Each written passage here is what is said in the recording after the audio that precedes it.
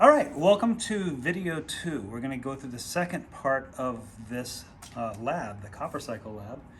And here we have Ms. Sobatova is going to take us through that second part. But first of all, Ms. Sobatova, could you briefly go through and describe what happened in the first video? Yes, absolutely. So what we did is we took copper powder and mixed it with nitric acid. And we had to do that part in the fume hood because it created toxic gas, nitrogen dioxide. But also the blue solution, and that blue solution was copper nitrate because we added nitric acid, right? So that's where the nitrate comes.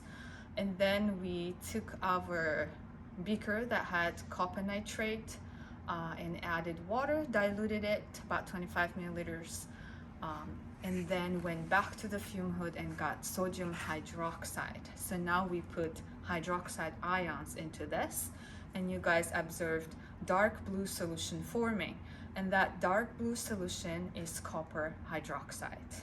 Okay, so now the next So this step, is copper hydroxide you Yes. got in your hand from the first video. Excellent. Yep. Now we go to the next step. Okay, the next piece of the procedure says place the beaker onto the hot plate and set the hot plate to medium. So our hot plate is right now 5, about medium. You can do 5, 6. Don't go more than 6, I would say.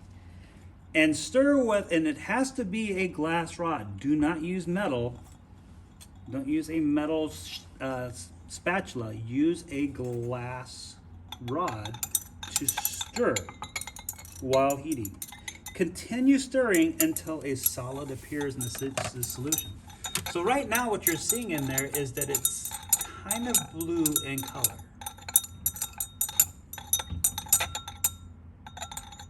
You don't have to stir it the whole time.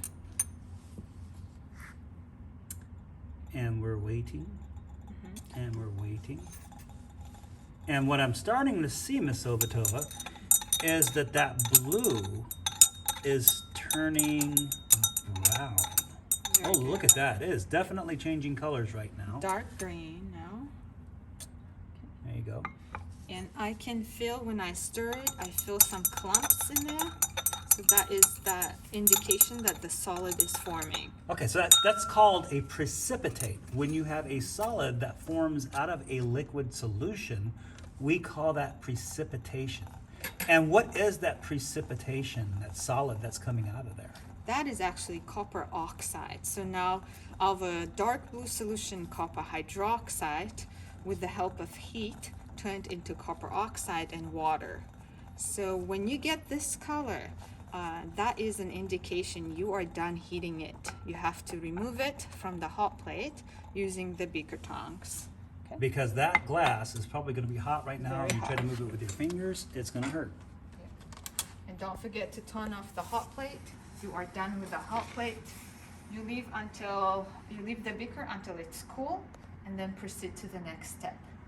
Well, Okay. we pre-made our next step, so we have exactly the same solution, copper oxide plus water in it right now.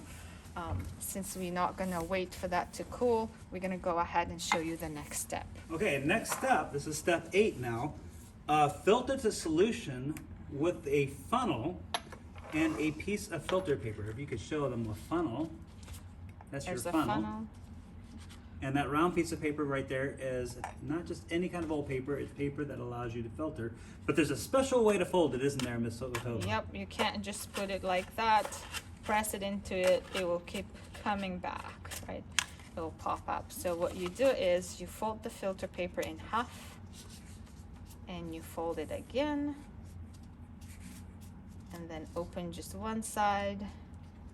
Go. And put it in your funnel. It will still pop up, it won't stay. What you do, there's a trick. Use your wash bottle, add some distilled water, make that filter paper a little wet, and it will stick, help stick to the funnel. Okay, now you're ready to filter.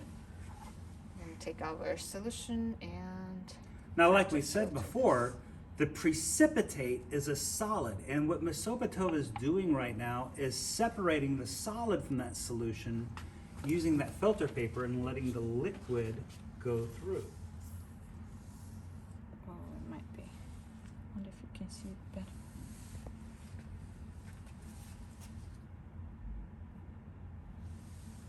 Kind of a slow process.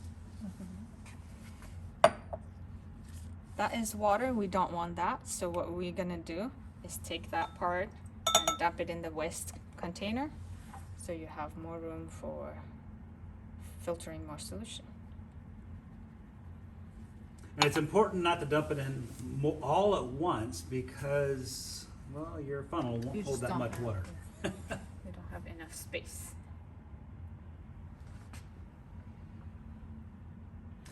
Now what we're going to do next, we're going to stop this video at this point right here, and don't stop it yet though. We're going to let that go ahead and filter out to where there's no more liquid left in there. We'll take the filter paper out, and what we want is we want the solid. So we're going to take that solid, we're going to let that filter paper dry overnight, and we'll take that solid, and that was what we're going to do with it. Well, that'll be in video 3.